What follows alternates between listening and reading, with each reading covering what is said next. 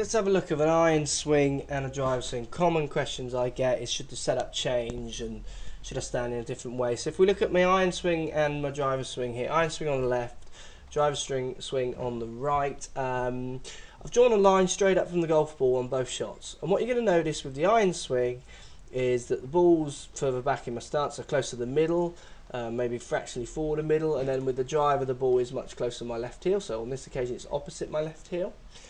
So that makes me get more behind the ball. So you can see more of my left side is, or all of my left side apart from the bottom of my left leg, is behind the ball line at address, where with the iron, my left shoulder, left arm, left leg, left foot comfortably in front of the line.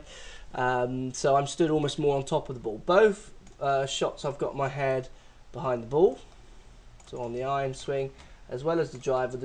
The head is further behind the ball because the ball is being pushed further forward. Now what you're going to notice as well is that my hands are in the same position in relationship to my left leg. So on both pictures my hands are opposite the inside of my left leg. So my hands in relationship to my hips and my legs are the same. It's just the ball is being pushed further forward in the stance. I'm standing slightly wider with my driver stance because I am going to try and hit it a little harder because I want to send the ball further distance. I'm starting with my weight pretty much 50-50 with my driver, arguably 55% of it on my right foot, but to me it feels very 50-50, and with the iron again I'm 50-50. Now as I make my backswing with the iron, you can see I get behind the ball, I turn my weight onto my right foot. With the driver I do also, but you can see with the driver I'm much further back than the ball line with my head, and I've transferred my weight arguably a little bit more onto my right foot, so I've wound up a little bit more, made a slightly longer swing than I have with my iron, because again I'm trying to give the hit a little bit more juice, trying to give it a bit more clubhead speed. And then when I come in to hit the ball, I'm still trying to move my hips forward, trying to get my hips and weight to drive forwards. So you can see my left hip now has gone forward of where it began, it's forward of the line. But you can see as I strike the ball, my head stays way behind the ball to try and get the desired launch I want it, one on my shot. Then with the iron, you can see now that I've still got my head behind the ball, but not as pronounced as I did with my driver.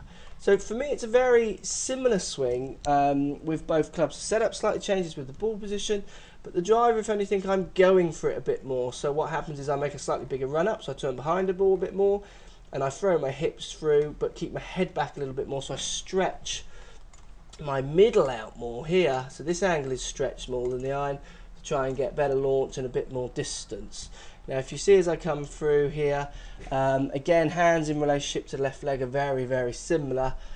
It's just my body position is a bit more stretched with the driver as I try and force out a little bit more distance.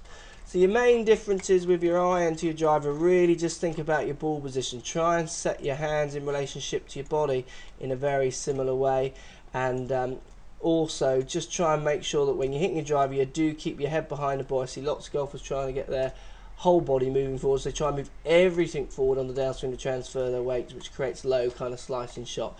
You want your hips going forward, your head staying back. Just a little comparison there between a swing of an iron and a driver for you.